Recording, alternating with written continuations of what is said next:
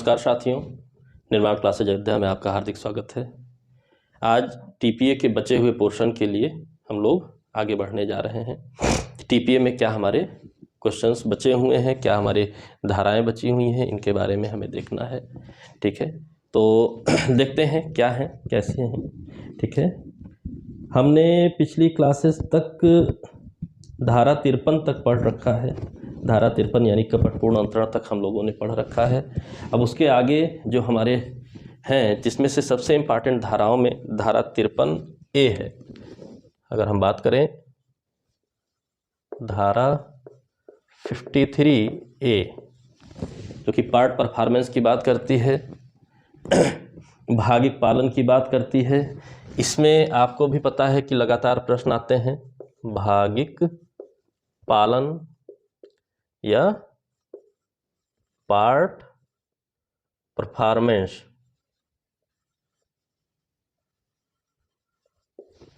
ठीक है, आप भी जानते हैं कि लगातार यहाँ से प्रश्न आता है, और प्रश्न आता है तो फिर तैयार भी हमें रखना होगा। क्या लिखा हुआ है हमारे बेयर एक्ट में, तो हम देखते हैं। लिखा हुआ है, अस्थावर संपत्ति को प्रतिफलार्थ अंतरित करने के लिए अपने द्वारा अपनी ओर से हस्ताक्षरित लेखबद्ध ऐसी संविदा जिससे उस अंतरण को गठित करने के लिए आवश्यक निबंधन युक्त निश्चय के साथ अब निश्चित किए जा सकते हों। तो कंटेंट क्या है, कंटेंट से भी लगातार प्रश्न आता है, तो आपको ध्यान रखना होगा। इसके कंटेंट में आपके आता है, ठीक है, पहली बात अस्थावर संपत्ति। अस्थावर संपत्ति होनी चाहिए, पार्ट परफॉर्मेंस का सब्जेक्ट मैटर। दूसरी बात प्रतिफलार्थ अंतरण, प्रतिफलार्थ अंतरण। तीसरी बात हमारी होनी चाहिए हस्ताक्षरित लेखबद्ध संविदा, हस्ताक्षरित लेखबद्ध संविदा। यदि इन्हीं 3 शब्दों की हम बात करें तो इन्हीं 3 शब्दों से 20 बार प्रश्न आया हुआ है, लगातार प्रश्न आया हुआ है। ठीक है, अब एक अस्थावर संपत्ति प्रतिफलार्थ अंतरित की गई है, और माध्यम क्या है, हस्ताक्षरित लेखबद्ध संविदा इसका माध्यम है। तो ये 3 कंडीशन पूरी होने के बाद अगली बात कही गई, और अंतरिती ने संविदा के भागिक पालन में उस संपत्ति या उसके किसी भाग का कब्जा ले लिया है, या अंतरिती जिसका कब्जा पहले से ही संविदा के भागिक पालन में अपना कब्जा चालू रखता है और उस संविदा को अग्रसर करने के लिए कार्य कर चुका है, तो अंतरिती संविदा के अपने भाग का पालन कर चुका है या पालन करने के लिए रजामंद है। वहाँ इस बात के होते हुए भी कि संविदा यद्यपि उसका रजिस्ट्रीकरण अपेक्षित है, रजिस्ट्रीकरण नहीं की गई है, जहाँ की अंतरण की कोई लिखत है, वहाँ वह अंतरण किसी तत्समय प्रवृत्त विधि द्वारा उसके लिए विहित रीत से पूरा नहीं किया गया है। अंतरक या उससे व्युत्पन्न अधिकार का अधीन दावा करने वाला कोई भी व्यक्ति अंतरिती या उससे व्युत्पन्न अधिकार के अधीन दावा करने वाले किसी व्यक्ति के विरुद्ध उस संपत्ति के विषय में जिस पर अंतरिती ने कब्जा ले लिया है या चालू रखा है, कोई भी ऐसा अधिकार उस संविदा के निबंधनों द्वारा अव्यक्त रूप से उल्लंघित अधिकार से भिन्न है, संपरिवर्तित कराने से विवर्जित होगा। परंतु इस धारा पर ऐसे सप्रतिफल अंतरिती के अधिकारों पर प्रभाव नहीं डालेगी जिसे उस संविदा या उसके भागिक पालन की कोई सूचना ना हो। यानी कि इन्होंने एक लंबा, ठीक है, एक लंबा स्टेटमेंट दिया है, और लंबे स्टेटमेंट का परिणाम क्या निकल करके आता है, यदि आपको समझ में आया तो ठीक, नहीं समझ में आया तो फिर बहुत ही गड़बड़ हो जाएगी, बहुत ही गड़बड़ हो जाएगी। ठीक है, तो 3 शब्द ये हैं आपके, 3 शब्द ये हैं आपके। इसके बाद, ठीक है, अंतरिती के बारे में बताया गया है। अगले हिस्से में जब जाएंगे, अंतरिती के बारे में बताया गया है। क्या बताया गया है, देखते हैं। अंतरिती के बारे में बताया गया है कि अंतरिती ने कब्जा ले लिया है, ले लिया,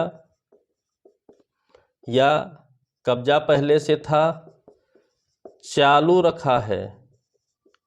ठीक है, और यह क्रम उसका किस रूप में रहा है, कब्जा ले लेना या चालू रखना, संविदा के पालन में, इस संविदा के पालन में ऐसा किया है अंतर्ती ने, कब्जा ले लिया है या कब्जा को चालू रखता है, यानी कि संविदा अग्रसरित हो गई है, यानी कि आगे बढ़ गई है, संविदा की शर्तें फॉलो होना शुरू हो गई हैं, उसलिए यह धारा लिखी हुई है। ठीक, अब अगली बात एक एक्स्ट्रा बात जानने के बाद अगली बात को पढ़ेंगे तो बहुत आसानी से हमें समझ में आ जाएगा। तो वो एक्स्ट्रा बात क्या है उसको हम जान लेते हैं। ये जो धारा है ये बचाव के लिए है, यानी कि इस धारा का प्रयोग बचाव में किया जा सकता है, डिफेंस में किया जा सकता है। ठीक है, यहां पर इसके आधार पर क्लेम नहीं किया जा सकता है। कोई क्लेम, अभी आगे पढ़ेंगे, कोई क्लेम होता है आपके विरुद्ध तो इन शर्तों को पूरा करने के बाद आप इस धारा का बचाव के रूप में उपयोग कर सकते हैं, डिफेंस के रूप में उपयोग कर सकते हैं। आप इसके आधार पर कोई क्लेम नहीं करने जाएंगे, इस बात को आप ध्यान रखिए, इस बात को आप ध्यान रखिए, बचाव के लिए उपलब्ध है। ठीक, और दूसरी बात यहां जानिए, धोखा या कपट रोकने के लिए इस धारा का दूसरा महत्व क्या है, धोखा या कपट को रोकने के लिए इस धारा का प्रयोग यहां पर लिखा गया है। ठीक है, इस धारा को यहां पर लिखा गया है। ठीक, बहुत सीधी सीधी बात है, सीधे तरीके से आपको जानना पड़ेगा। ठीक है, यानी कि मूल बात अगर आप नहीं समझ रहे हैं तो ये धारा आपको कभी भी नहीं समझ में आएगी, इस बात को आपको जानना है, इस बात को आपको जानना है। अगले हिस्से में अब आते हैं, यानी अंतर्ती के और संविदा के बारे में आपने पढ़ लिया। अब अगले हिस्से में जब हम इसके आते हैं तो अगले हिस्से में लिखा है कि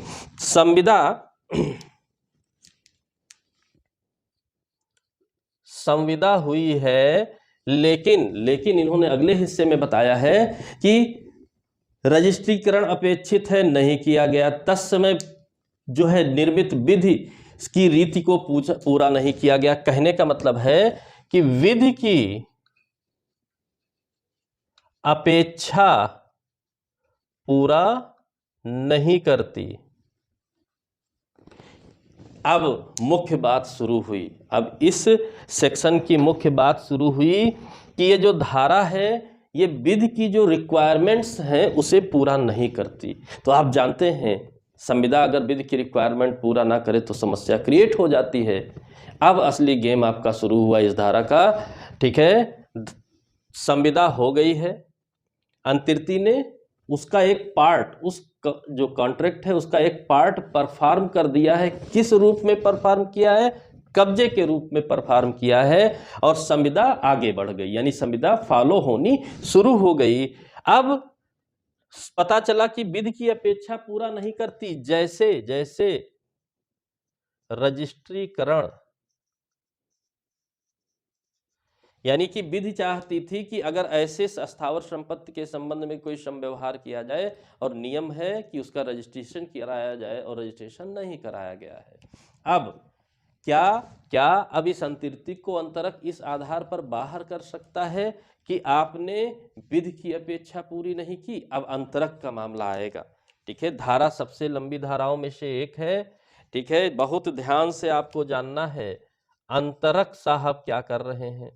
ठीक है, अंतरक का क्या यहाँ पर वैल्यू होगी, अंतरक किस तरीके से कार्य कर रहे हैं, इस बात को भी हमें जानना है।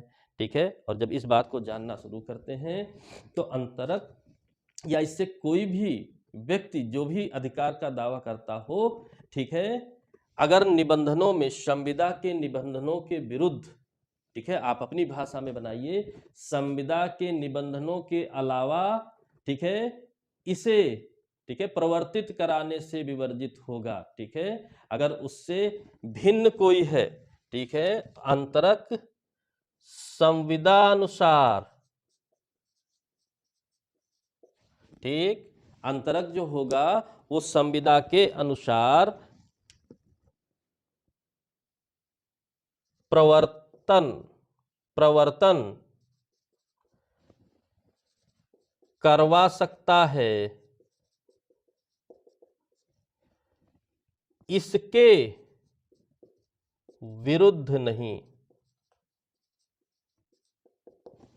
ये तो हम जानने के लिए किताबी भाषा को हमने मेंटेन कर लिया कि शब्दानुसार परिवर्तन करवा सकता है, इसके विरुद्ध नहीं। लेकिन सामान्य भाषा में भी हमें इसे जानना होगा।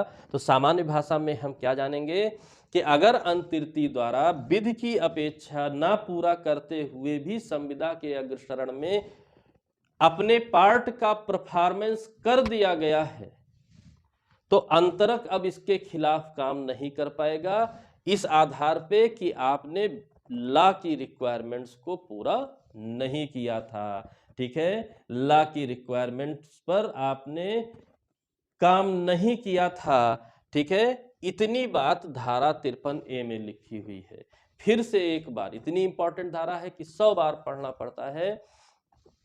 एक स्थावर संपत्ति के लिए प्रतिफलार्थ अंतरण किया गया, हस्ताक्षरित लेखबद्ध संविदा है, यानी लिखित होना जरूरी है, हस्ताक्षरित होना जरूरी है।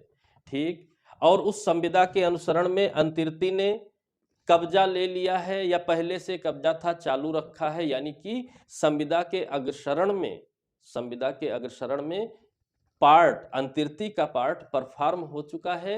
अब आगे बात आती है कि अब अंतरक चाहता है क्या कि इन्होंने जो लीगल रिक्वायरमेंट्स थी, जैसे कि रजिस्ट्रीकरण नहीं कराया है, तो क्यों ना इनको हम बाहर कर दें, क्यों ना इनको हम बाहर कर दें। तो बात वही आई कि बचाव शुरू करेगा अंतर्ती इस धारा के आधार पर, यानी कि यह बचाव किसे प्राप्त है, यह बचाव अंतर्ती को प्राप्त है। किस लिए प्राप्त है? अंतरक के धोखा या कपट को रोकने के लिए प्राप्त है। इसके लिए इस धारा को 1929 में जोड़ा गया, इस बात को भी आप जाने रहिएगा, 1929 में जोड़ा गया और बहुत ही इंपॉर्टेंट धाराओं में आती है, बहुत ही इंपॉर्टेंट धाराओं में आती है, और इस बात को आप याद रखे रहिएगा। ठीक, अगर नहीं समझ में आ रहा है तो बार बार वीडियो देखिए, हर एक बात मैंने व्यवहारिक भाषा में बता दी है और इससे आसान भाषा में कहीं पर भी नहीं मिलेगा। ठीक है, कहीं पर भी नहीं मिलेगा।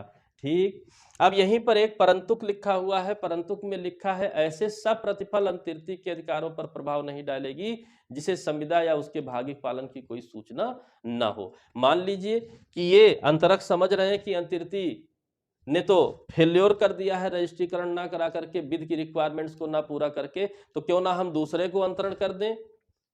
जिस दूसरे को अंतरण किया गया है उसका अंतरण मान्य होगा तब जब उसे इस पार्ट परफॉर्मेंस की सूचना नहीं है, नहीं पता है।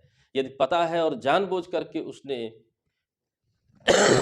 इस स्थावर संपत्ति का अंतरण लिया है, उसे लाभ नहीं मिलेगा। यही परंतुक है।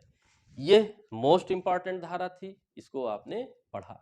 अब अगले हिस्से में आते हैं, चैप्टर 3 में आते हैं, स्थावर संपत्ति का विक्रय। ठीक है, अब हमारा शुरू होगा चैप्टर 3।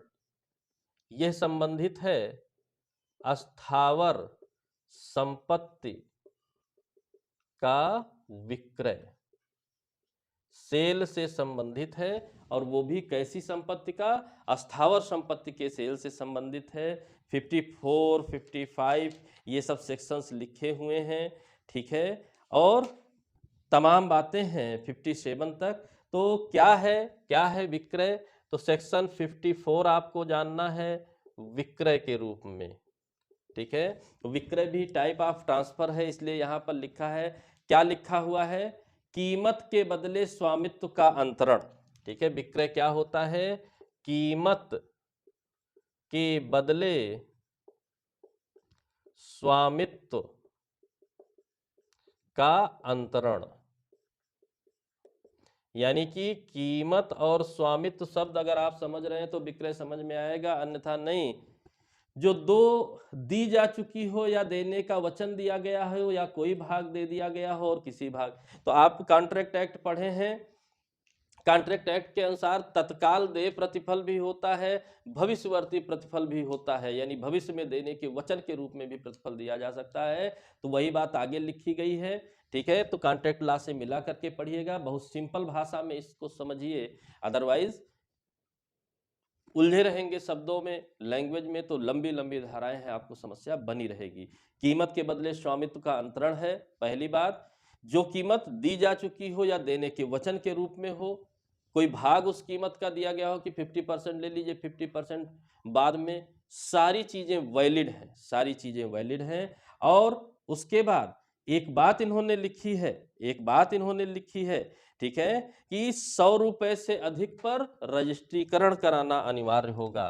ठीक, 100 रुपीज से अधिक है तो रजिस्ट्रीकृत कराना होगा। रजिस्टर्ड संविदा द्वारा ही या रजिस्टर्ड लेख द्वारा ही अंतरण किया जा सकता है, अन्यथा नहीं।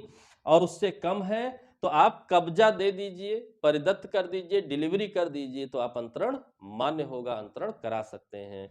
और इसमें आप जानते हैं राज्य सरकार छूट भी दे सकती है, सेक्शन 1-2 में आपने पढ़ रखा है। ठीक है, अगली बात, विक्रय संविदा कैसी होगी इन्होंने बताया।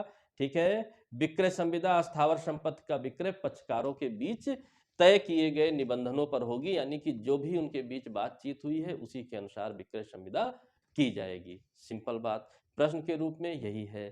फिर इसके बाद 55 कहता है क्रेता विक्रेता के अधिकार और दायित्वों के बारे में।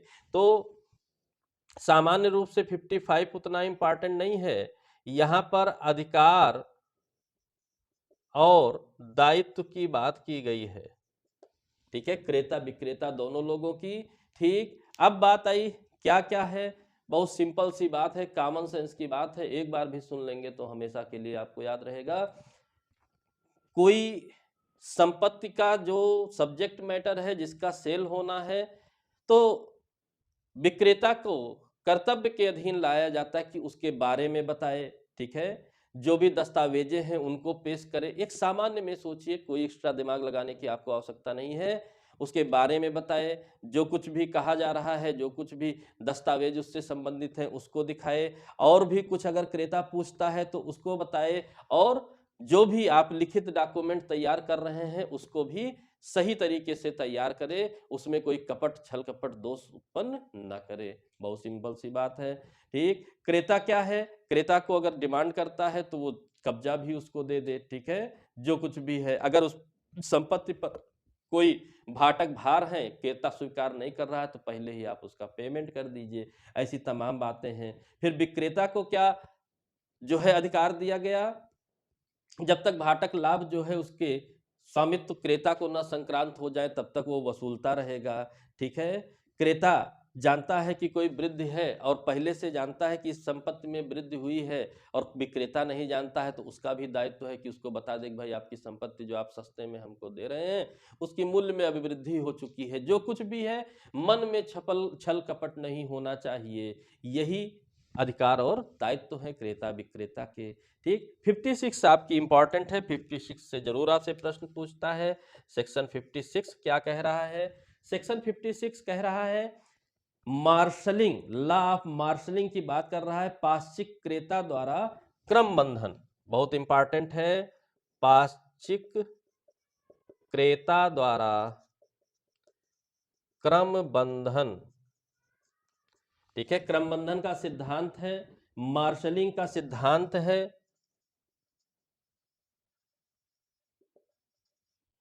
मार्शलिंग लॉ है ये, इस बात को आप रखे रहिएगा। थ्योरी ऑफ मार्शलिंग है, ये आपसे पूछा हुआ है, बार बार पूछेगा। क्या है, क्या है पाश्चिक क्रेता का मार्शलिंग बाय सब्सिक्वेंट परचेजर? बहुत सिंपल सी बात है। क्या, दो या अधिक संपत्तियों का स्वामी उन्हें एक व्यक्ति के पास बंधक रख देता है, उन संपत्तियों में से एक या अधिक को किसी दूसरे व्यक्ति को बेच देता है। क्रेता उक्त बंधक ऋण को उसे न बेची गई संपत्ति या संपत्तियों से जहां तक कि उससे या उसकी तुष्टि हो सकती है तुष्ट कराने का हकदार है, किंतु किंतु किंतु इस प्रकार नहीं कि बंधकदार या उसके अधीन उत्पन्न होने वाले व्यक्तियों के प्रतिफलार्थ हित अर्जित करने वाले दूसरे व्यक्तियों के अधिकार पर प्रतिकूल प्रभाव पड़े। कहने का मतलब समझिए, इसको ना लिख के पढ़ सकते हैं, ना कोई स्पेशल बात लगा सकते हैं, ना बेयर एक्ट से आपको दिमाग लगाना है। बहुत सरल भाषा में समझिए, एक संपत्ति है, दो या अधिक संपत्तियों का कोई स्वामी है और एक व्यक्ति के पास बंधक बना रखा है। यानी कि मेरे पास दो कलम हैं, ठीक है, अस्थावर संपत्ति इसको मान लीजिएगा, क्योंकि ये अस्थावर संपत्तियों के बारे में बात कर रही है। ये 2 पेने अस्थावर संपत्ति हैं। मैंने किसी एक ही व्यक्ति के पास इसे बंधक रख रखा है और उसके बाद इनमें से एक या अधिक किसी दूसरे को इसको मैंने बेच दिया। अब बंधक के रूप में, ठीक है, ना बेची गई संपत्ति सिर्फ एक ही है। जिस व्यक्ति के पास बंधक रखा गया वो दोनों संपत्तियां हैं, लेकिन मैंने एक को बेच दिया, दूसरी अभी उसके पास बंधक है, ठीक है, बंधक है। अब बात आई, जब बंधक ऋण की तुष्टि करानी हुई तो जिसको मैंने बेचा है उसके पास एक अधिकार होता है, मार्शलिंग का, क्रम बंधन का अधिकार होता है।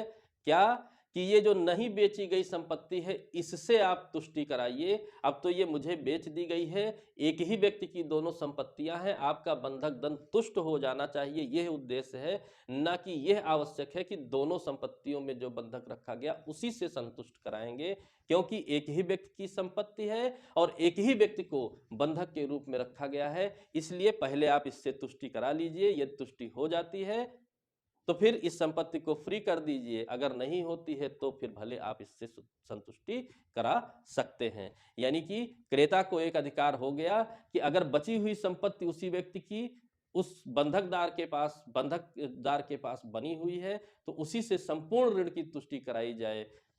इस संपत्ति को जो बेच दी गई है वो सेकेंडरी ऑप्शन में रखा जाए, सब्सिक्वेंट ऑप्शन में रखा जाए, यही है क्रम बंधन का सिद्धांत।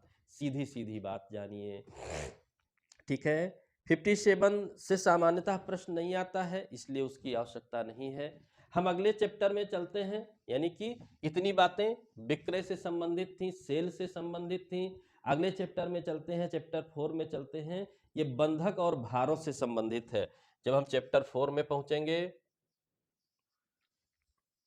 तो यह बंधक और भार से संबंधित है, किसके? अस्थावर संपत्ति के, ठीक है। बंधक और भार से संबंधित है, किसके? अस्थावर संपत्ति के। 58 भी आपका मोस्ट इंपॉर्टेंट सेक्शन है, जहां से आप मान करके चलिए कि प्रश्न आता ही आता है। और जब प्रश्न आता ही आता है तो क्या है इसमें? बड़ा सरल है, बड़ा सरल है। मॉर्गेज आदि के बारे में दिया हुआ है। क्या दिया हुआ है? ठीक है, बंधक, बंधक कर्ता, बंधकदार, बंधक धन, बंधक विलेख, mortgage, mortgager, mortgagee, mortgage money and mortgage deed, ये बातें लिखी हुई हैं। यानी कि एक तरीके से डेफिनेशंस दी हुई हैं। बंधक क्या होता है, बंधक करने वाला कौन होता है, बंधक लेने वाला कौन होता है, बदले में बंधक धन क्या होता है और इसकी डीड कैसे तैयार की जाएगी, यही संबंधित है बंधक से। तो सीधी सीधी बात है, ठीक है। किसी ऐसे हित का अंतरण जो उधार दिए गए धन के संदाय या वर्तमान या भावी ऋण के संदाय को या वचनबंध का पालन करने के लिए धन संबंधी दायित्व पैदा हो सकता है, प्रतिभूत करने के प्रयोजन से किया जाता है। यानी कि इस बंधक में क्या किया जाता है? हित का अंतरण, ठीक है। किसी हित का अंतरण, बहुत सामान्य भाषा में समझिएगा, किसी हित का अंतरण, ठीक। क्यों? क्यों अंतरण? क्यों अंतरण? तो उसका उत्तर है धन संबंधी दायित्व, ठीक है। धन संबंधी दायित्व के प्रतिभूति हेतु, प्रतिभूति हेतु, ठीक है। किसी हित का अंतरण है बंधक, बदले में धन है या धन संबंधी दायित्व है, धन या धन संबंधी दायित्व है, इसी को प्रतिभूत करने के प्रयास जो है प्रभाव के लिए, प्रयोजन के लिए दिया जाता है। यानी कि सीधा सीधा है, ठीक है। पिक्यूनरी लायबिलिटी यहां पर बन रही है, उसके लिए एंगेज किया जा रहा है प्रॉपर्टी को, ठीक है। वर्तमान का हो या फ्यूचर का हो, सिक्योर किया जा रहा है, सिक्योरिंग है।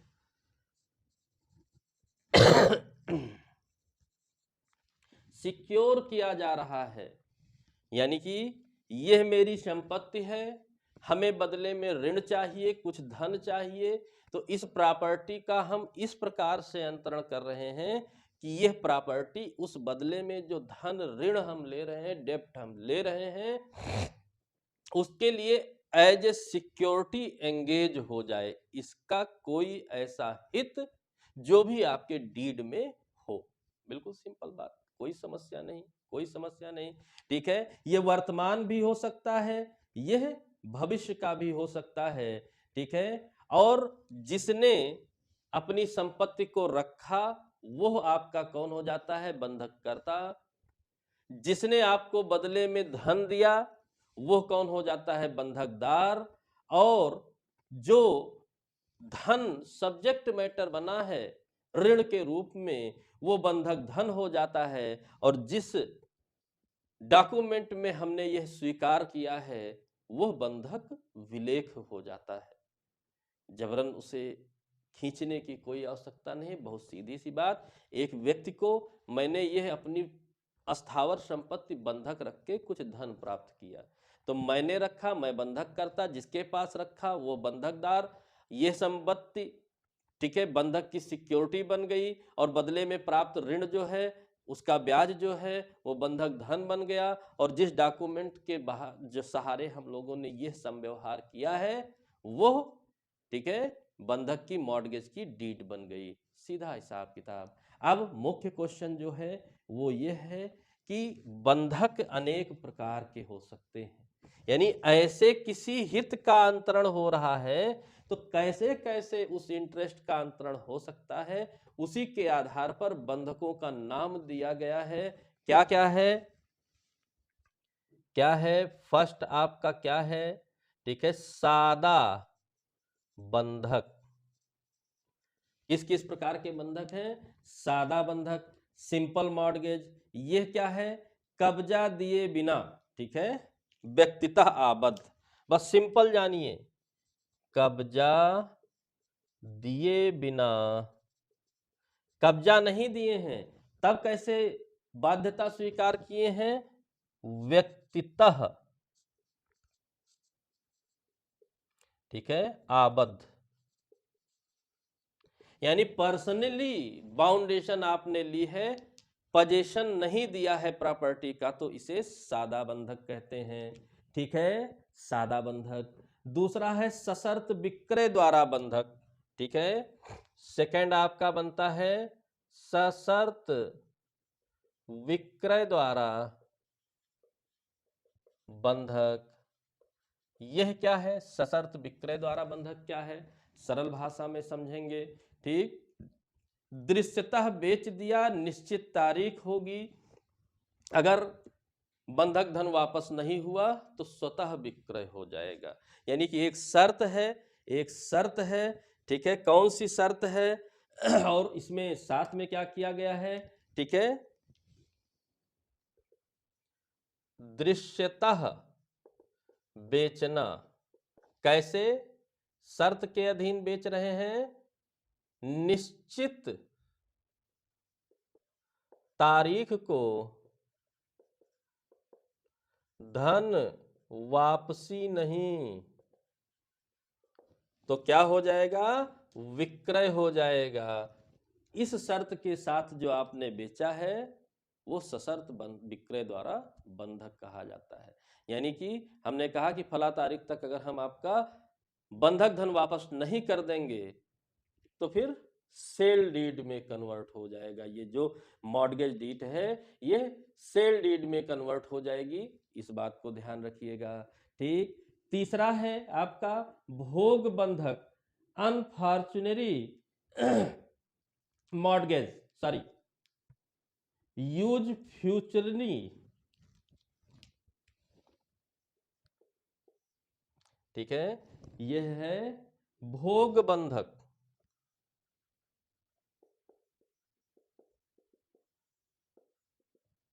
ठीक है, भोग बंधक यूज करें। ठीक, अब कैसे करेंगे? कब्जा, कब्जा बंधकदार को, इसकी खासियत क्या है? कब्जा बंधकदार को, अच्छी बात। कब्जा बंधकदार को दे देंगे, बहुत अच्छी बात। साथ में क्या करेंगे, क्या करेंगे, जो लाभ हो, ठीक है, बंधक धन के मध्य, ठीक है, जो लाभ उस संपत्ति से पजेशन दे दिया गया बंधकदार को, जो लाभ प्राप्त हो रहा है उसी से बंधक धन को मर्ज करते रहें, मर्ज करते रहें, विनियोजित करते रहें, और जब विनियोजित हो जाए, संतुष्ट हो जाए कि हमारा पूरा बंधक धन ब्याज सहित वापस हो गया है, तो कब्जे को वापस कर दें, भोग बंधक कहलाता है। नेक्स्ट है अंग्रेजी बंधक, ठीक है, फोर्थ कैटेगरी है आपकी अंग्रेजी बंधक। ये अंग्रेजी बंधक क्या होता है, अंग्रेजी बंधक इंग्लिश मॉर्टगेज क्या होता है, बंधक धन का प्रतिसंदाय निश्चित तारीख को और अत्यांतिक रूप से परंतु के अधीन अंतरित करता है कि धन संध्याय पर बंधक करता उसे प्रति अंतरित कर देगा, ठीक है। तो बहुत सीधे सीधे है, ठीक, सीधा वाला है, क्या है, यहां भी यही प्रश्न पूछता है, कब्जा बंधकदार, ठीक, फिर निश्चित तारीख, ठीक है, निश्चित तारीख, धन वापस। अब ये कब्जा क्या होगा, ठीक है, कब्जा प्रति अंतरित हो जाएगा, यानी कि बंधककर्ता को तुरंत वापस मिल जाएगा यदि निश्चित तारीख को वो भुगतान कर देता है। बहुत सिंपल भाषा में, बहुत सीधे तरीके से। चाहे चाहे नेक्स्ट है आपका हक विलेखों के निक्षेप द्वारा बंधक, ठीक है, टाइटल डीड्स डिपॉजिट करके हम बंधक करते हैं, हक विलेख निक्षेप द्वारा बंधक। पांचवा आपका है हक विलेख निक्षेप द्वारा बंधक, ठीक है, हक विलेख का निक्षेप करना है, उसके द्वारा बंधक करना है। तो यह क्या है, यह क्या है, दस्तावेजों को सिक्योरिटी के रूप में रख देना, दस्तावेज प्रतिभूति के रूप में, यानी कि ना हमने उस प्रॉपर्टी को ट्रांसफर किया, यानी कि ना हमने पजेशन दिया, ना हमने लाभ वसूलने का अधिकार दिया, कुछ भी ऐसा कार्य नहीं किया, ना हमने विक्रय हो जाने की बात कही। क्या किया, हमने कहा भाई मेरा ओरिजिनल डॉक्यूमेंट्स आप रख लीजिए, और जब हम सेटिस्फाई कर देंगे, आपके बंधक धन को वापस कर देंगे, तो उन डॉक्यूमेंट्स को हमें वापस कर दीजिएगा। तो ऐसा आपने देखा होगा, ठीक है, बहुत बार देखा होगा। बंधक तो नहीं कह सकते सीधे ये वाला इस टाइप से, लेकिन यही सेम टू सेम समव्यवहार होता है। आप जमानत लेते हैं तो डॉक्यूमेंट्स पर मुहर लग के एक तरह से वो बंधकित हो जाता है, ठीक है। कई तरीके से यह चीज़, बैंक से लोन लेते हैं तो ओरिजिनल डॉक्यूमेंट्स के माध्यम से बंधक हो जाता है, फिर जब आप वापस कर देते हैं तो ओरिजिनल डॉक्यूमेंट्स आपको वापस मिल जाते हैं। इस बात को ध्यान रखे रहिएगा, ठीक। नेक्स्ट है विलक्षण बंधक, ठीक है, एनो मैलुअस मॉर्टगेज, विलक्षण बंधक। छठवां है आपका विलक्षण बंधक। यह क्या है, यह क्या है, ठीक है, सादा सशर्त भोग अंग्रेजी हक विलेख नहीं है, यानी कि उपरोक्त से भिन्न कोई बंधक, यानी कि ऊपर जो ये 5 तरीके के बंधक के तरीके दिए हुए हैं, इनसे भिन्न प्रकार से आप कोई बंधक संबंध बनाते हैं तो वो कैसा बंधक होगा, विलक्षण बंधक होगा। बहुत सीधी सी बात है, बहुत ही सीधी बात है, इसमें कोई कंफ्यूजन नहीं होना चाहिए, ठीक। ये था बंधक द्वारा, ठीक है। फिर अगला है, अगली धारा में हम चलते हैं, यानी कि यहाँ बंधकदार कौन होता है, बंधककर्ता कौन होता है, बंधक धन क्या होता है, बंधक के प्रकार क्या होते हैं आदि सब 12 चीज़ों के बारे में 58 में लिखा हुआ है। अब अगले सेक्शंस में देखते हैं कि उनमें क्या है, उनमें किस प्रकार से है। तो आप देखेंगे 59 सेक्शन 59 में जब जाएंगे आप तो क्या मिलेगा, 59 कह रहा है कि बंधक कब हस्तांतरण पत्र द्वारा किया जाना चाहिए। प्रतिभूत मूलधन 100 रुपये या उससे अधिक हो तो बंधक जो हक विलेखों के निक्षेप द्वारा भिन्न बंधक से भिन्न हो, हस्ताक्षरित और 2 साक्षियों द्वारा अनप्रमाणित रजिस्ट्रीकृत लिखित होना चाहिए। ठीक है। और अगर कम है, 100 रुपये से कम है मूलधन, तो आप सादा बंधक के रूप में भी कर सकते हैं। यानी कि यहाँ ऐसी टर्म एंड कंडीशंस लिखी हुई हैं कि प्रश्न मोस्ट इंपॉर्टेंट बन जाता है और वो आएगा, और आएगा तो आपको जानना भी चाहिए। तो जानने के लिए हम क्या करेंगे, ठीक है, यहाँ पर यह जानना है 100 रुपये से अधिक, ठीक, पहली शर्त। दूसरी शर्त, ठीक है, दूसरी शर्त आपकी है हक विलेख निक्षेप से भिन्न, हक विलेख निक्षेप से भिन्न बंधक। ठीक है, हक विलेख निक्षेप वाला जो ये बंधक है 5वें नंबर पर, उससे भिन्न बंधक हो तो आप कैसे बंधक करेंगे, जो बंधक करेंगे वो किस प्रकार का होना चाहिए, वो लिखित हस्ताक्षरित 2 साक्षियों द्वारा अनप्रमाणित रजिस्ट्रीकृत, इतनी शर्तें हैं, लिखित हो, हस्ताक्षरित हो, 2 साक्षी इसे अनुप्रमाणित करें और रजिस्ट्रीकृत हो। इतनी शर्तें पूरे होने के बाद ही आपका जो बंधक डीड है, मॉर्गेज डीड है, वो लीगल होगी, यानी कि लॉफुल हो जाएगी, विधि की आवश्यकताओं को पूरा करने वाली हो जाएगी। इतनी शर्तों को आपको जानना पड़ेगा, इतनी शर्तों को जाने बिना काम नहीं चलेगा। ठीक है। फिर इसके बाद अगली जो आपकी धाराएं हैं वो बंधककर्ता और बंधकदार के शक्तियों, कर्तव्यों आदि से संबंधित हैं। इसको अगर आप सही ढंग से मैनेज कर रहे हैं अगली धाराओं को, तब तो बड़ी अच्छी बात है, नहीं मैनेज कर रहे हैं तो समस्या उत्पन्न हो जाती है। ठीक, तो बंधककर्ता के अधिकार दायित्व तो क्या होंगे, बंधकदार के अधिकार दायित्व तो क्या होंगे, इसको हम अगले सेशन में पूरा करेंगे, अगले सेशन में पूरा करेंगे, ताकि कोई चीज बोझ ना बनने पाए। ठीक है, क्योंकि बंधक में बहुत से ऐसे नियम हैं, बहुत ध्यान से पढ़ने की आवश्यकता है, कई सिद्धांत अंतर्निहित हैं, अगर वो नहीं मेंटेन होते हैं तो फिर गड़बड़ हो जाएगी। तो जल्द ही नेक्स्ट सेशन आपका रहेगा, अगला वीडियो आपका अपलोड हो जाएगा। ठीक है, इस क्रम में, ताकि आप थोड़े थोड़े में अच्छी तरीके से देख सकें, मेंटेन कर सकें, और सारी बातों को इसीलिए हमने चर्चा कर दी है। व्यवहारिक, पहले भी मैंने बताया है, व्यवहारिक रूप से अगर आप पढ़ रहे हैं आपको किसी प्रकार की समस्या नहीं होगी। लेकिन अगर टीपी एक्ट के लैंग्वेज में उलझ गए तो आपको कभी भी समझ में नहीं आएगा। सचेत रहते हुए पढ़िए, थोड़ा थोड़ा पढ़िए, सॉलिड पढ़िए। तो अगले वीडियो तक थोड़ा सा आप इंतजार करिए, जल्द ही, ठीक है, जल्द ही तत्काल आपका अगला वीडियो भी आपको प्राप्त हो जाएगा।